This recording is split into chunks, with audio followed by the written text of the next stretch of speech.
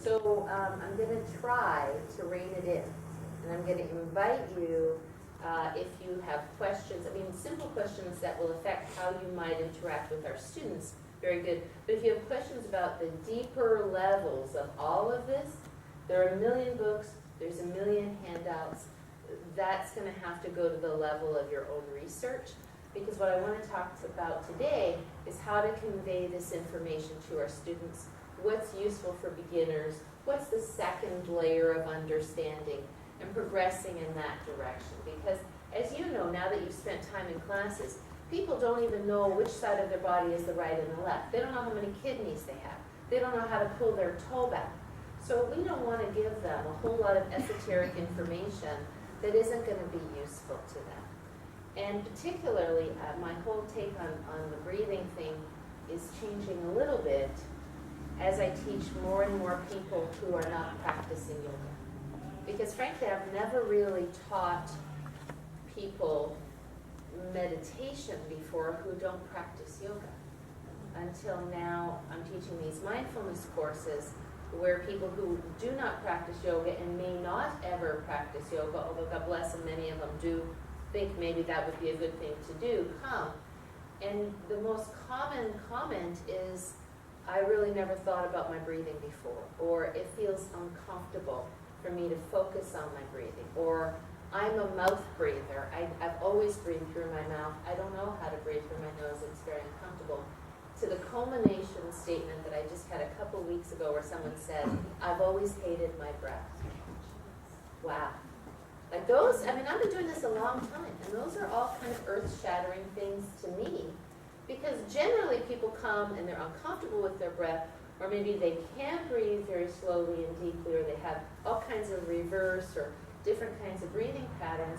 But usually the ones that stay with yoga kind of find some relationship with their breath. And so then by the time they come to learn meditation, or as we start to work on meditation, they have that ground zero kind of already covered. So that said, we've talked about this previously in the fall, and we've got to get started on this. We want to teach a breathing class that will not be like all those crazy breaths. Might include some of that, but is generally just giving people maybe who might not even come to yoga a taste of how to breathe. Yeah, and I think that will be good for our current students, and it'll be good for people who have never practiced yoga. So the truth is that in our classes we teach Ujjayi breathing. We do spend breathing. Mm-hmm. We do spend some time on the path of the breath. We spend time on the path of the breath for core strengthening.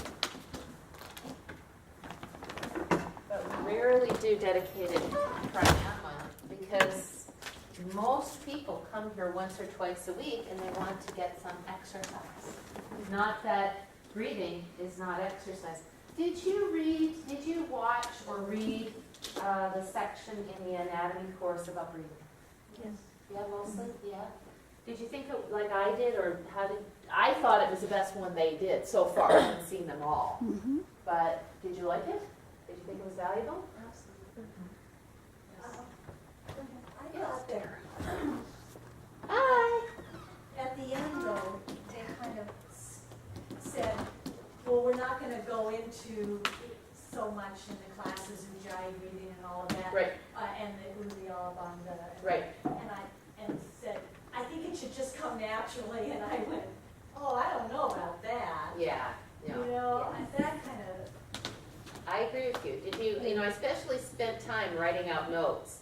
So if you looked at the transcript, I kind of commented on all of that stuff. I sent out a transcript of the notes.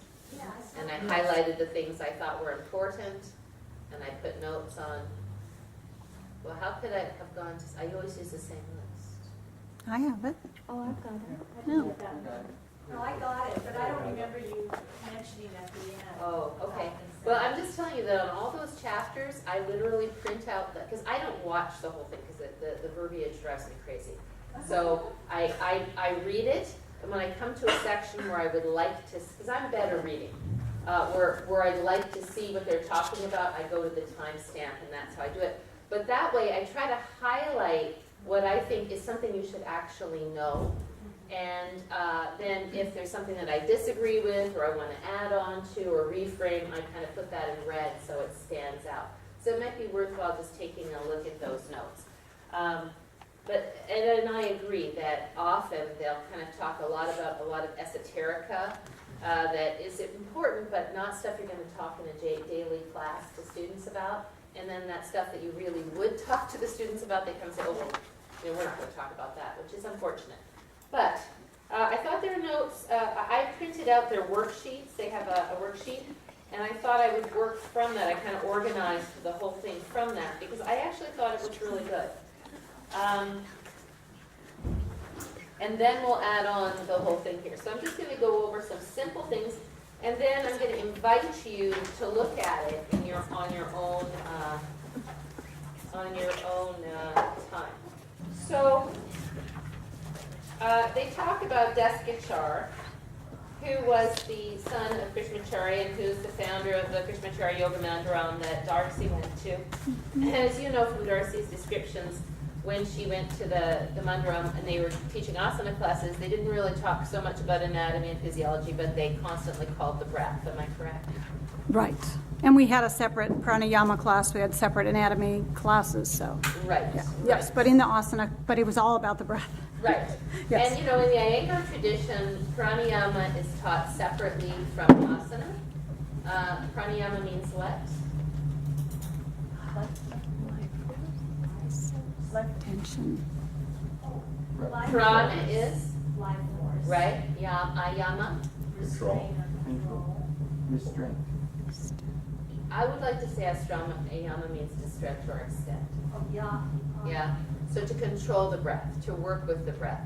But in general, there's also the idea of extending the breath. Right? So pranayama is taught separately, which I think it's great to have separate pranayama classes. However, what I personally am not fond of in Iyengar yoga, and you tell me if it's changed, is that I like people to start learning about breathing by their second class. In Iyengar yoga, you can go to a yoga class, maybe it's changed, tell me, and never hear about the breath, but they'll tell you to go to pranayama class, in an asana class. They won't really necessarily suggest pranayama classes, and it's still pranayama comes after Right. several, they say 6 months or a year or something. Yeah, yeah, and for me, I agree with Deskachar. Deskachar says it is all the breath, and in the Vinyasa tradition, the breath is taught primarily, because really, you can go to a fitness class and do some stretches. They won't be as precise or as useful as the ones we do in our classes or in Iyengar classes, but you can do all kinds of stretching. And it may not have the same effect that learning to breathe slowly and smoothly while you do those stretches can. And in my experience, what people tell me is that learning to breathe has made a profound difference in their life. So very frequently people will come to me and say, I've been practicing yoga, and this has happened more times than I can count. I've been practicing yoga for a year now, and I'm finally off my antidepressant meds, and I think it's the breathing. And I don't even know that they're on antidepressant meds, right? So I think that the combination of movement and breathing is really, really good. And so that's why at our school we teach Ujjayi breathing as the foundational breath. That helps us to initiate our movement with breath, that helps us to monitor our movement through breath, because the breath is your teacher. If you're in any kind of a pose and you can't breathe slowly and smoothly, there's something going on. Maybe it's that you don't know where you're supposed to be, so your mind is agitated and you're trying to figure out, do I put my block here? It doesn't mean wrong as in bad. It just means you're not in the place of yoga, which is that oneness, that connection into the body, mind in that moment. The mind is agitated, the breath is abrupt or dysfunctional. So, and if you're straining, you can't breathe well. And if your biomechanics aren't right, you got got your arm thrown back like this in triangle pose, you're not going to breathe well for very long. So that's another reason that it's nice to slow down, to stay in the poses for a while, because then the breath will teach you. For sure, sensation will teach you, oh, that doesn't feel good in my arm. But if we can develop that relationship with our breath, then the poses will teach us more. In fact, when I did that wellness panel last weekend, they had all these questions for the panelists, and the last one was, if you could give one piece of advice to people on personal transformation, what would it be? And my answer was, develop a relationship with your breath. Because if you can start to find that flow of life energy in your breath, not only does it improve your health, but it really starts to bring you into some sense of spirituality that doesn't have to be a religious spirituality. Because if you start to notice that life is flowing through you, whether you think about it or not, when you're sleeping, then to me, it just begs the question, what is going on? You know, it's a very, very big question. What's breathing us? How does this breath arise in our body when we're born and leave our body when we die? And so, to me, the breath is everything. And I think in teaching the breath, it distinguishes our school from so many other places where you practice yoga, right? Where you go in and you're just doing poses and as quickly as you can. The other part of the breath that's important is that it is a mindfulness practice, right? You don't even have to talk about mindfulness, but as soon as you get people to focus on their breathing, they've left their problems that happened to them today behind. They've left their plans for tomorrow, for the time they walk out of the room. The breath brings us to the present moment, right? The other part, of course, of breathing is that if you breathe effectively and well, you can strengthen your core muscles. So all of these core muscles that support the spine get strengthened. We're going to go through the sheet. You know, the movement of the diaphragm, the movement of the vena cava, bringing blood back to the heart, the massage of the abdominal organs. We'll go through all of that. Yeah? So all that said, I'll put my glasses, we definitely want to make sure that people learn breathing in our practices. And if you, it will be so fun for you when you first have Yoga One people and you walk around and you watch them breathing. And you're maybe teaching Ujjayi breathing, you're teaching this, and you see this. And this is very common. And you know that soon that person isn't going to be breathing like that anymore. Yeah. Or they're, you know, or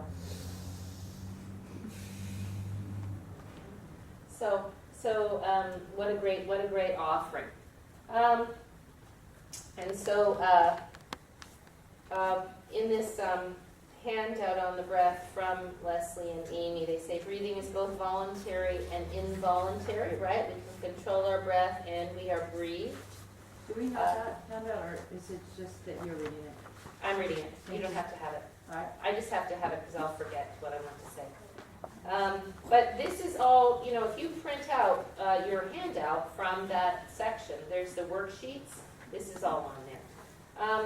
And I like that they're talking about that the breath helps you to sort of fulfill that, what is that thing from the 12 steps? Give me the courage to change the things I can't. What's the name? Serenity prayer. The serenity to change the things. God no. grant me The serenity to accept the things that I cannot change, the the courage to change the things I can, and the wisdom to know the difference. And you can't figure that out. That's the cool thing about breathing, is the breath teaches you. You can't say, oh, well, like, can I accept this? Do I have the courage to change this? But if you breathe, your breath teaches you, yeah? So here's this difficult situation. I'm being breathed right now. Even if I can't handle this difficult situation, I'm being breathed. I still have life here. It's not going to kill me. And I have this voluntary thing which says, even in the most difficult situation, if I have a relationship with my breath, I can breathe slowly. Just a little bit at a time. You know, when people are really, really anxious, and that's why we have to be careful. And I like what Amy says in here, I might jump around. She says, you can't just all of a sudden tell people, oh, breathe in your belly and that will feel really, really good. Because for people who are anxious, or people who are restricted or depressed, you know, sometimes taking a slow breath here rises their anxiety or brings up a lot of emotion. And that's the last thing they want to do. When people are dealing with difficulty, emotional difficulty, most of them will breathe really, really shallowly and really here. Because as soon as you get down here, all of that starts to move. So I think that given that we don't know what anyone who walks in the room is dealing with, we're not going to say, do you have anxiety? Do you have depression? How are you feeling today? You know, when we do this, we want to just offer it as a place that we start to become familiar with. That in yoga we start to develop a relationship with the breath that we may not have had before. And that this gift is a gift that develops over time, right? So at first we just teach them the sound. Even people who breathe dysfunctionally can usually learn to make the ujjayi sound. Unless they're a mouth breather, which is a whole other kettle of fish, most people can learn to do the ujjayi breathing rather quickly. And so when they learn that sound, that sound, the very fact that not breathing through the mouth, which just takes a little bit of effort here, right? As soon as they start breathing through the nose, and it's a little bit more difficult to get so much air in quickly, the diaphragm has to move a little bit more, right? So that already starts to initiate that. And so, you know, when we start teaching, we're not asking them to have perfect breathing. We're just asking them to start to get to know this area, yeah? Okay, so let me see, I'm just going to keep looking at my notes because that's the way I organize my brain. And the same thing with movement. You know, you've found, obviously, as you start teaching, that sometimes it's difficult to know, do I come up on an inhale? Do I come out on an exhale? Do I straighten my leg on an inhale? Do I, you know, so they don't have to have that down pat, but that's your job to call it. And that's why it's so important for us not just to say, take your arm up, take your arm down, bend your knee, straighten your leg, but to call the breath as much as we can, because that's teaching them the rhythm. Inhale, bend the knee just a little. Exhale, draw the leg straight. Because otherwise they will not do it. They will be breathing shallowly and they'll be thinking, okay, bend my knee, okay, straighten my leg. Oh look, she's not bending her knee, right? But as soon as you call that inhale, it brings them into the movement, yeah?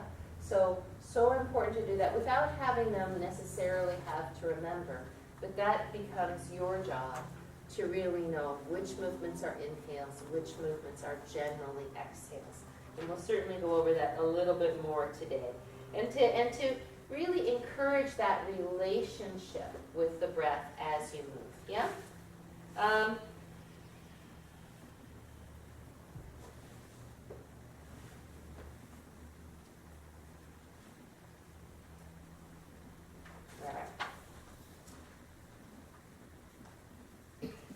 Oh, here we go. I like what he says here. He's saying that's really what an asana practice is. It's kind of a controlled stress experience, a controlled experiment in change, in what we can change, right? And he says this is what svadhyaya is. Svadhyaya is often translated as study of like texts and scriptures, but svadhyaya is the study of oneself, right? And that's what we're asking them to do. So for example, as they're coming up and down on their toes, right? If I just say, and so it's fun to do this, just say, come up and down on your toes. How does that feel? How does it change when you use your breathing? How does it help you come up when you feel your lungs inflate? How does it affect you to use the path of the breath in support of the core muscles to lower the heels? And so, and even in such a thing as, for example, Chakravakasana, right? Learning right from the beginning that breath extension in asana comes by either adding longer holds, by making things harder, right? If you're just doing hamstring stretch, your breath is one way. But now, when you come to T-pose and you reach one arm forward, all of a sudden the breath becomes much more important, right? There's the controlled stretch experience. I can certainly stay and stretch my hamstrings and breathe like I'm breathing at Vaughn's. I don't have to really use my breath. But if I come to T-pose and I want to stay there with any sense of equanimity now with only 2 points on the floor, lengthening my breath, slowing it, controlling it is going to give me more steadiness, more equanimity in that pose. Does that make sense? So by making the poses harder, we stretch and extend the breath. By putting more poses in on one breath, as we practice Chakravarkasana, we inhale forward, that's one breath. Then we exhale round the back, one breath. Now we inhale one breath, exhale round the back, and glide backwards, yes?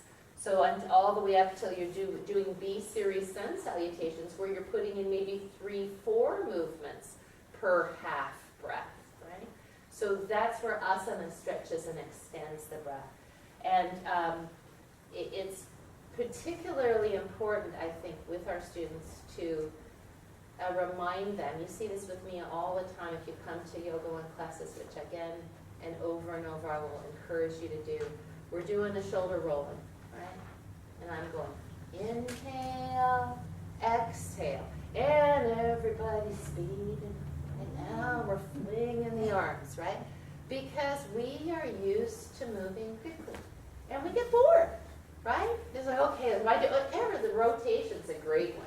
I'm doing my full, people do 3 rotations by the time I've done one, right? It's because they don't stretch and extend their breath. It's because they don't feel themselves as proprioceptively as you or I might, and because they get bored. So our job is not to say, slow down, but yes, it is to say slow down, and to say, notice how the mind wants to move quickly, because our life moves quickly. Because we notice that as soon as we click on the button, if the screen doesn't come up, we start to breathe more rapidly because we're annoyed, right? And let's carry this over into our lives. Let's use this as a way to practice slowing down. This is the slowing down place. That's the speeding up place. This is the slowing down place, right? And so particularly as you're teaching, right, don't be in a hurry as you're doing these things. Stay slow and try to radiate, because especially when you're beginning teaching, you're kind of uncomfortable, so you're going to tend to speed up, right? I would rather see you be uncomfortable and get slower, which is kind of what Alice did the other day. She was teaching the first part of my Yoga One class on Wednesday and did a beautiful job, and she was too slow. However, it had a calmness to it that was comfortable for the students. Had she been faster and more agitated, they wouldn't have been so comfortable with her. But in the end, they applauded, and I know that they were doing that to encourage her, but I watched them. I know they felt comfortable. So better to be slow because you were thinking, right? And in the beginning, you're trying to think, where are you going to go next? You're going to move here. Oh, I'm seeing that person. Maybe they don't hear me. They're not doing exactly what I'm asking them to do. You have all this going through, so better to slow down than speed up. Yeah? Am I right? Yeah? Yeah? But you handled it beautifully. It was really nice. Really nice. And it helps that Alice knows that group, right? She's attended those classes. Hey! She's very familiar with that pace. So I think that really, really helps, is to attend that level so you start to be more familiar. Okay.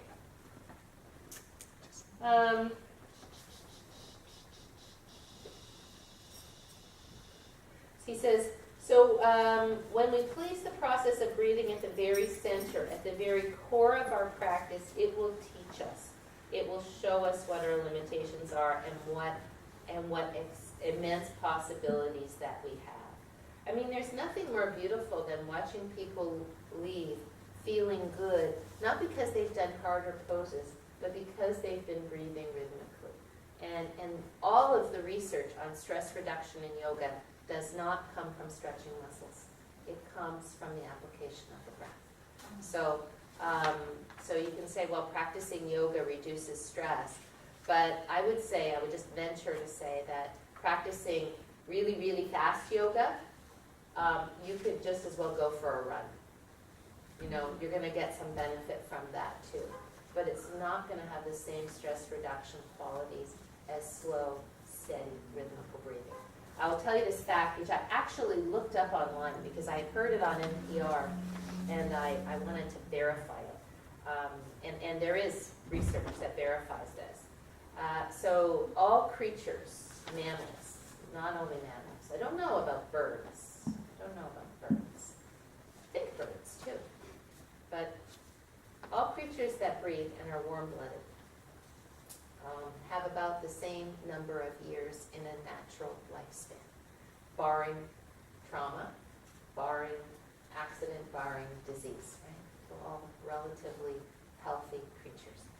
And whales and desert tortoises live a tremendously long time, right? 100 years, 50 years. They breathe really, really slowly, really, really slowly. And mice, how long do they live? 2 or 3 years, right? And they breathe really, really, really, really fast. So I tell this to my students all the time. So we're somewhere in the middle. What's the implication for us? We have about the same number of breaths in a natural lifetime as a mouse or a whale.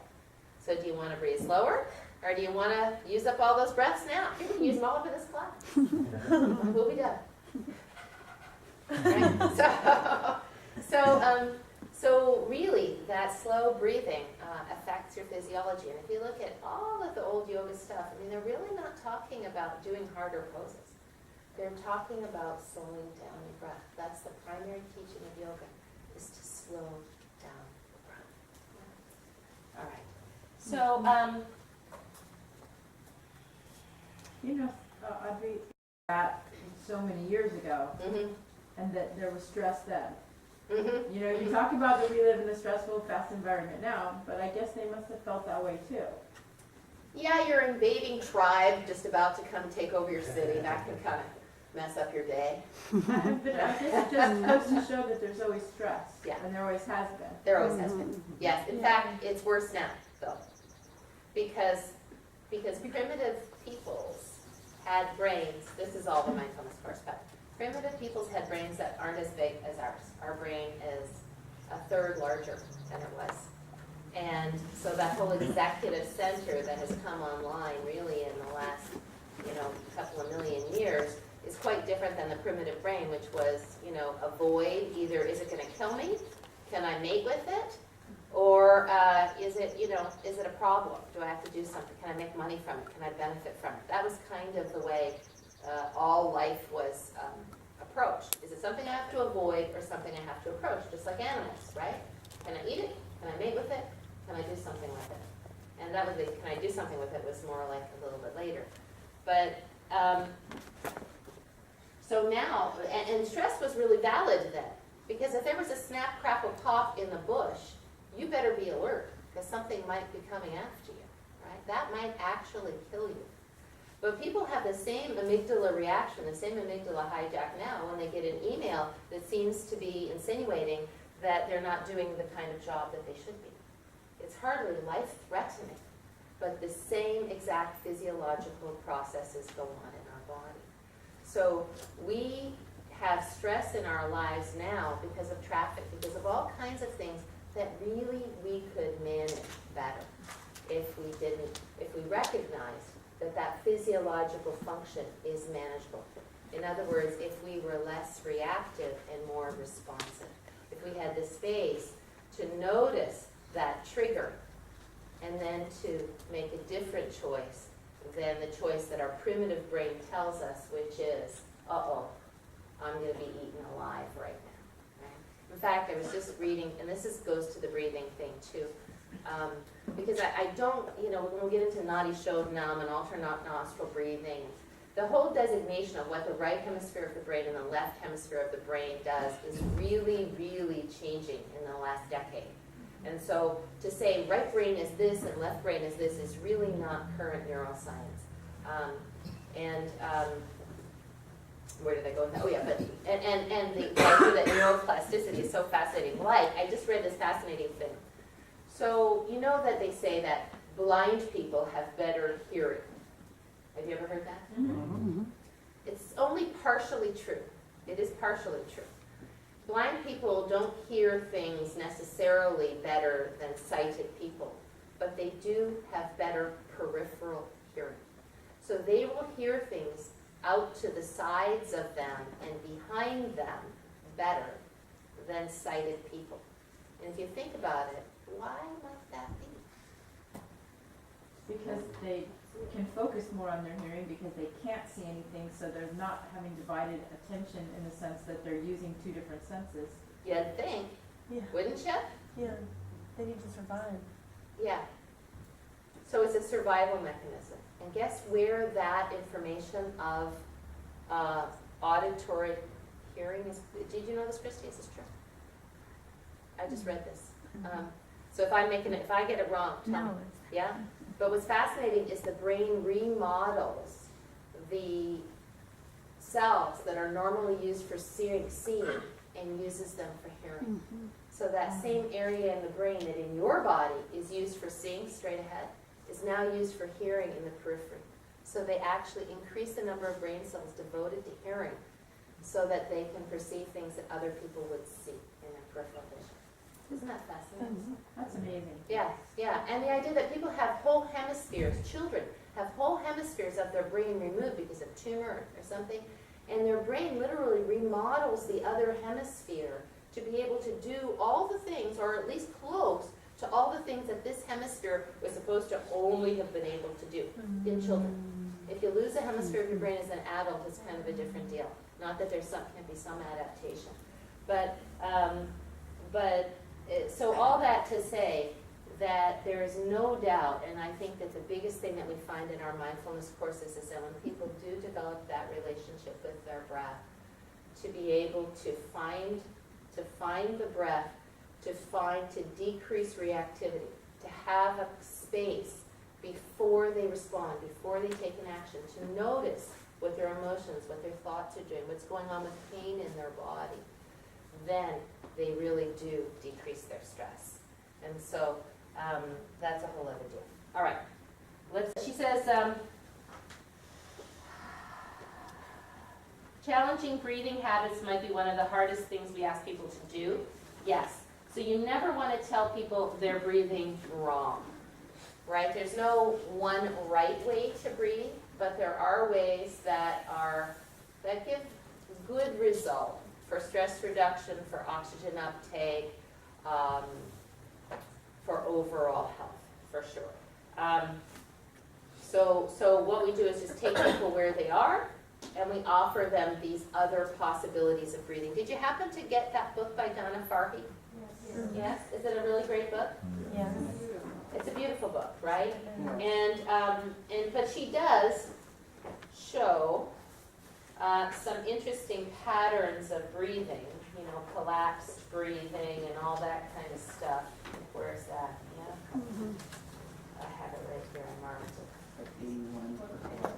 Yeah. You don't have to look at it right this second. But she shows a lot of good stuff. And she also shows that breath is modeled by our parents, right? And they have the picture of the little boy and his dad. And they ask the dad to take a big breath. And he's like this. And then they ask the little boy to take a big breath. And he's like this, right? And mostly, I think that is the most common thing that you see when people walk in, is that their inhale goes right up into their shoulders. Their belly comes in when they inhale, as opposed to getting wide and soft. And then when they exhale, their belly bloops out and their chest collapses. That's the most common thing, probably, that you'll see. And people are shocked because they're always told that when you inhale, you should pull your belly in. Pull your belly in on inhale. I've heard that more than once. In fact, just not too long ago, I repeat myself, I apologize.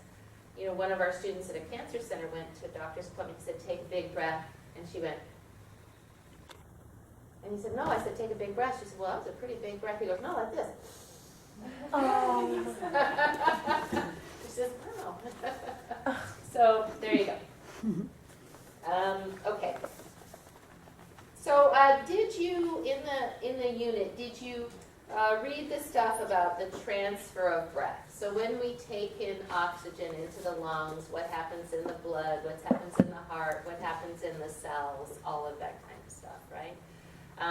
So that process of oxygenation of the body, and I really think that you could read it and we could be done with it. Because we're not in our classes saying this is what happens when you take oxygen in, right? I mean, we could do that, maybe we could cover that in our breathing class. But basically, and that's an important distinction that sometimes teachers still do this, I don't think they do it as much. They'll say, breathe all the way down into your belly, feel the air fill your belly. Well, you don't have air coming in down here. There's no air breathing your belly here. The only place you can breathe is in your lungs. The only air coming in is coming into your lungs. Does the oxygen go into your blood and reach every cell of your body down to your little toe? Yes, for sure. But you can't, and we'll say, breathe into the left side of your body. Breathe into the back of your leg. Does that mean you're actually putting air there?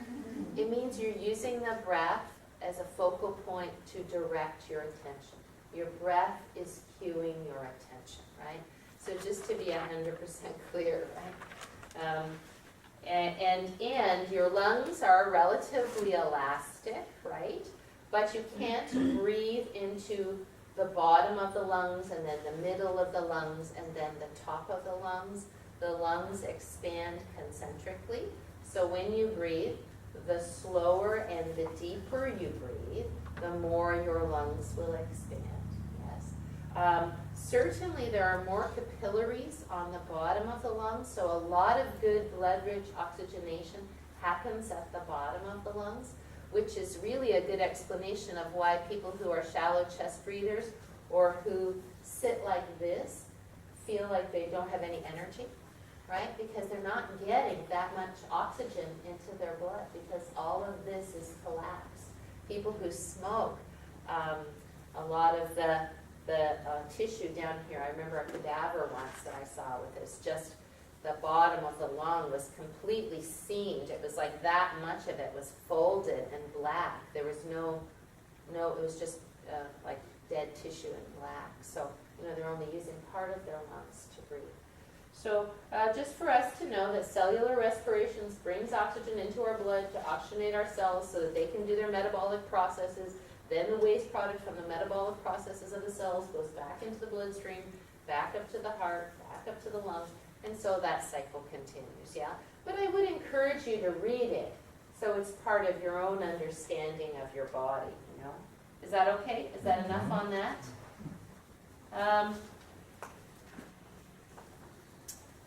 I did like this Explorer they had on here, which I think are all good. I personally probably don't do enough of this, but Anthony, these are the kind of things that I'd like to do in the breathing class, because I'm always just very aware that I haven't seen Roberta for a week, and I know she needs to stretch her shoulders.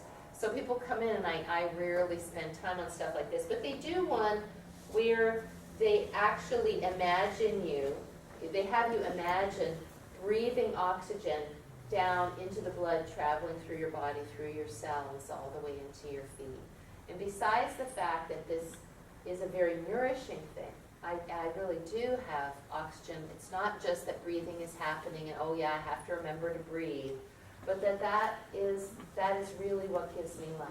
Without you cut off the blood flow to a limb, it's strangled for some reason, it pretty much withers and dies pretty quickly, right? So we certainly need that oxygen all the way down in the body. And I think those kinds of explorers can be really, really good if you ever want to do those in your class. All of that stuff that Donna Farkey does in her book, it's wonderful.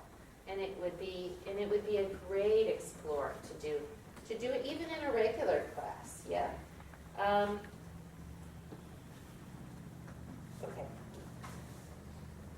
Okay, I said that, I said this. Prana and apana, right? So prana is the breath that's coming in. the life energy coming in. Apana is the life energy going out. You can also think of apana as the downward pressure. So when you defecate, when you push out a baby, that's like apana, things going down. Prana are things going up in the body. I don't think you have to really know that too much, right? The apana removes waste from the body in this direction from breathing and in this direction from elimination. But I do think it's fascinating that he talks about the poopy breath. But maybe before we do that, let's just talk about the anatomy of the diaphragm and the breath. So, if you look in Donna Farhi's book, does everybody have that with you? No. Oh yeah, anatomy and physiology. Yeah, except for you don't really see. Well, yeah, it's okay. It's good. Yeah, I'll take that. Because again, if you look at this book, for example, the anatomy of breathing, there's a ton of muscles involved in inspiration, other than just the ones on here. All the ones that are in your back, for example. But it's important to note that this dome-like muscle, right, the diaphragm, does everybody know where your diaphragm is? What's above the diaphragm? Heart, Heart. lungs. Right, heart and lungs, yeah?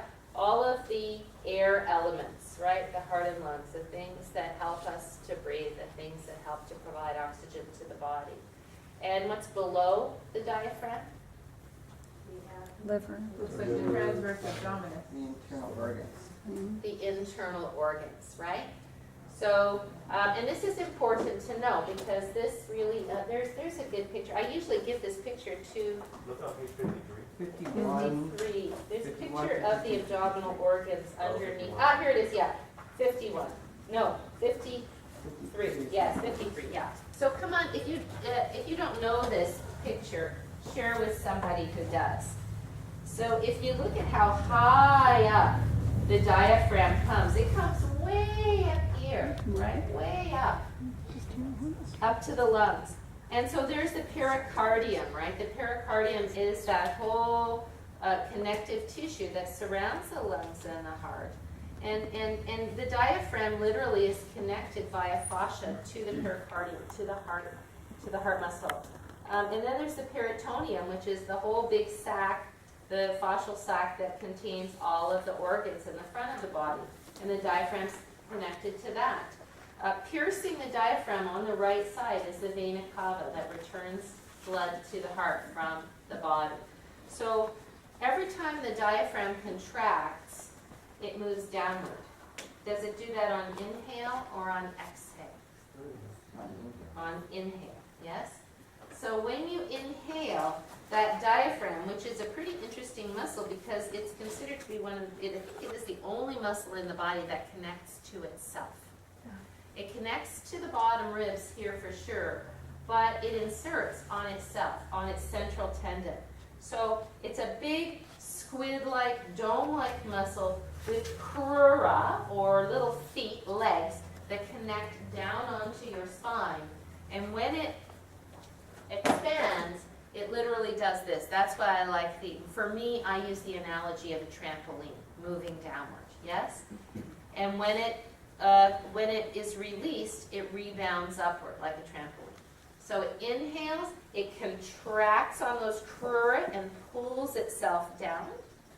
On exhale, it doesn't contract and push up. It is released upward, yeah? Because as like a syringe, as it pulls downward, what happens to the lungs? They fill up with air, right? So that's a cool thing in terms of, sorry, I'm turning my back on you. So that's a cool thing that Leslie talks about too, which I really like. You don't take an inhale. And we often say, take a slow inhale. And it's a tricky one because I say that too. But the truth is, your inhale is taken for you. If you're alive and you exhale, you will inhale, right? Your body will do that, unless you're dead.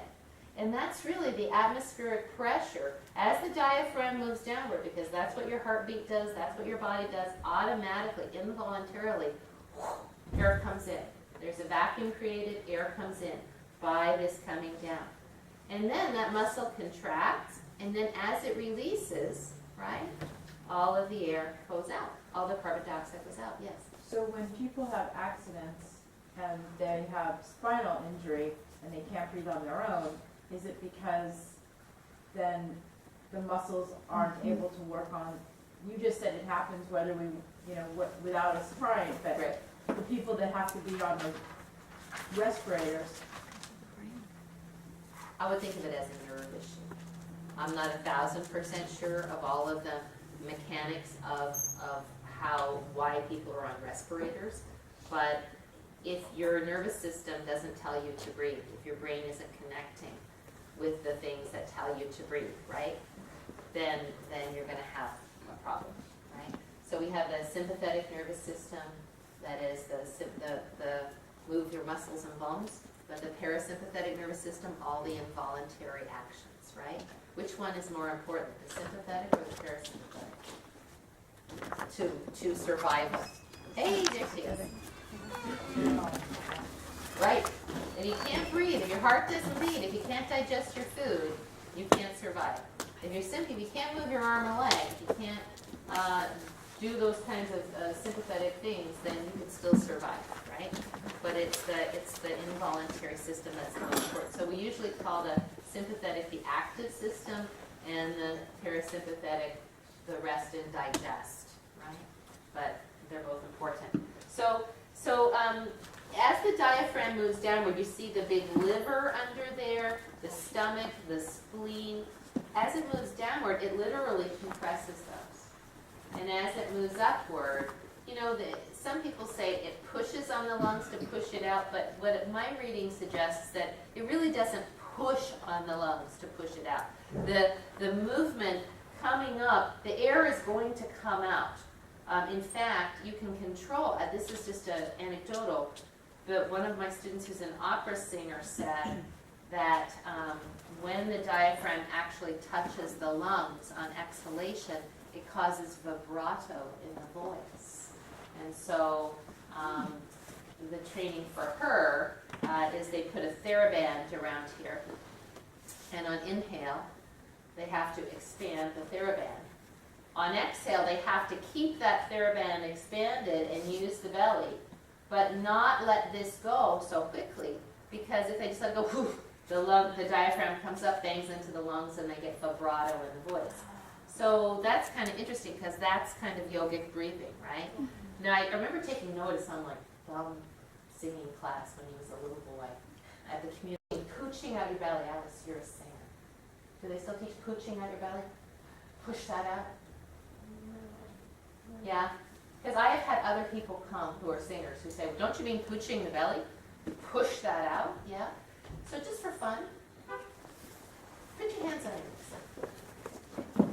You know how to do this. Take a slow breath in and feel what happens to your belly. Does it go in if you breathe diaphragmatically? It gets wide and it gets soft, right? And you can get quite a bit of breath in this way. Now, if you do this, push your belly out, see how much breath you can get in. Push it out. Can you feel the tension right here? Yeah? So I don't get pooching. Unless it's inhale, pooch, and it's even then. I don't get it. So pooching and me, not good. I'm not a poocher. So don't, if somebody comes and tells you, especially Anthony, for us, we're going to get poochers. Oh, my teacher always told me to pooch. So I said, the last time I had that, I said, just pooch wider. Just instead of pushing forward, expand sideways, yeah? So, and I like that in his stuff, Leslie says, it's not really belly expansion. Because when you think of belly expansion, that's like forward, right? It's rib cage expansion. It's side body expansion. It's intercostal expansion, not pooching the belly forward. And sometimes if you say expand the belly, then people distend it. They bulge it out, right? And if you bulge out your belly, what happens to your lower back? It pulls forward, right? So I just like to say, I like to talk about the ribs. Breathe the ribs wide, feel the belly get wide and soft. As you exhale, feel the support of the pelvic floor and the lower belly, right? So for me, that kind of is the simplest way to expand it. So when we say belly breathing versus diaphragmatic breathing, I mean that diaphragmatic breathing is the wide and soft breath where the diaphragm descends, moves upward easily, naturally. Belly breathing is the one where we lay on our backs, and now we gently, really on purpose, blow up the belly. There's no air in there, is there, right? We're using muscular action, and then we let it release. And why do we do that? Yeah, because you figure, especially if you've been doing abdominal, well, to calm down because it just feels good to kind of expand and then release, yeah? It takes all the tension, and particularly if you've been doing yoga, you've been using a lot of belly muscle contraction. So when you expand the belly, you're actually stretching those muscles. So that's kind of a good thing, yeah? Okay, so let's talk about, besides the diaphragm is your main breathing muscle. So besides the diaphragm, on inhale, the intercostal muscles have to expand, the muscles between the ribs, right? And they go into great detail about it's the internal intercostals for inspiration and the external, it's usually the reverse. It's in for X and X for in. But you don't really need to know that, to be honest. And the students don't really need to hear that. What they need to know is that when we breathe very shallowly, this moves very little. So these muscles don't contract and release much, so we don't get much movement here. When we don't get much movement here, if this doesn't move well, then this doesn't move well, right? So, so all of the things we do in yoga, like palm tree, like side angle pose, are developing for sure a stretch of the lower back, but just as much, they're developing our ability to breathe more fully and completely, yeah? So intercostal muscles. Then do the back muscles aid in breathing? For sure. There are muscles in our back that help literally to help the shoulder blades lift off the back a little bit when you breathe.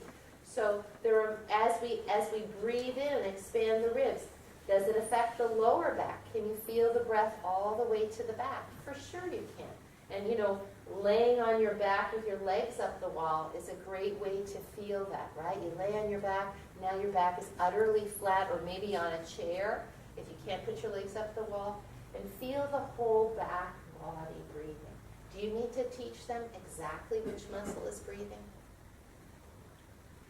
If you want great detail on that, this book is really good. You can look at it later, you can write it down. There's great detail on which muscles are breathing. But on inhale, we're thinking primarily diaphragm, primarily intercostals. Those are the ones that we want our students to know. And we want to teach them that when they breathe, when they inhale, they allow these scalenes, sternocleidomastoid and trapezius, to stay relaxed. Does it mean that those don't contribute to a full and complete breath? They do, as does the pectoralis minor, which we'll talk about. But if you start talking, and that's why in my classes I don't teach a full and complete yoga breath right away. Because as soon as I say, breathe into the ribs, fill the chest, they're going to do this. They're going to bypass the ribs and go, right? So we start down here. We start teaching the breath down here. Because inevitably, when you walk around doing your Ujjayi breath, you'll see people already lifting their shoulders. So I usually just tell people, feel that the shoulders stay calm. Feel that the upper chest stays calm. And focus your attention on the mid-body. Start to feel like you're developing a relationship here. Yeah. And then we'll go over full and complete. Well, no, we should go over that now. So on a full and complete yogic breath, for sure, the diaphragm moves downward. For sure, the intercostals and the back muscles expand. Also, the scalenes, the side neck muscles, the sternocleidomastoid right here, and the pectoralis minor help to expand the upper rib cage so that the top of the lung, so that there's more room for that concentric contraction to open the lungs fully and completely. Does that make sense? Because the lungs come all the way up here underneath your collarbones. Now you figure if people are breathing shallowly and their lungs are relatively collapsed, are they breathing up here? No. It's not like because they're doing this, this is filling up. It's not. Right? So that's the thing with collapsed chest and collapsed ribs, is you don't get, you see people sitting on a yoga one on, they sit down for yoga, they're waiting on their blocks like this. No, not like that. Like this. Right round, like this. So there's no breath going down here. Doesn't mean the lungs are just basically doing this. They're not expanding on the bottom, they're not expanding on the top, right? So these help to elevate the collarbones, to spread the collarbones, so that we can get breath here. And then comes our friendly, one of the most important muscles I think that we talk about, which is pec minor. Where does the pec minor start?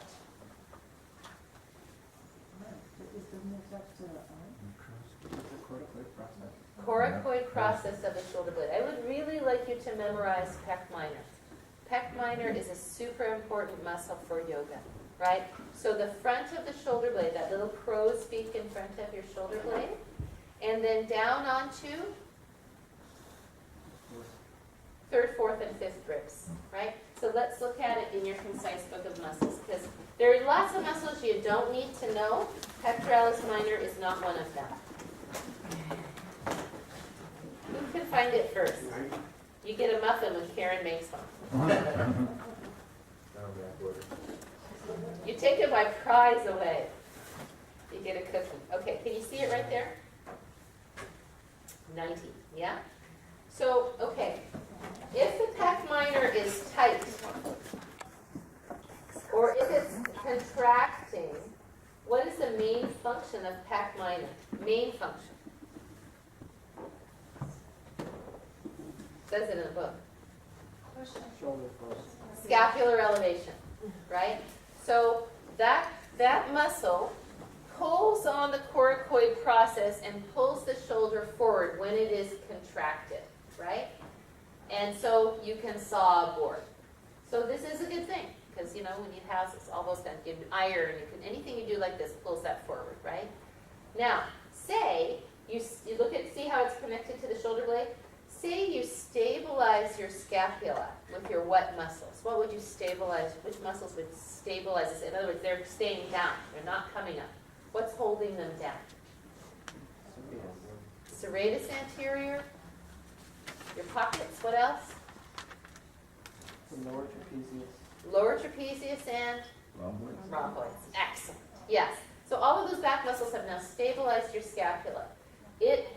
This scapula is not going to move, but this pec minor is going to contract.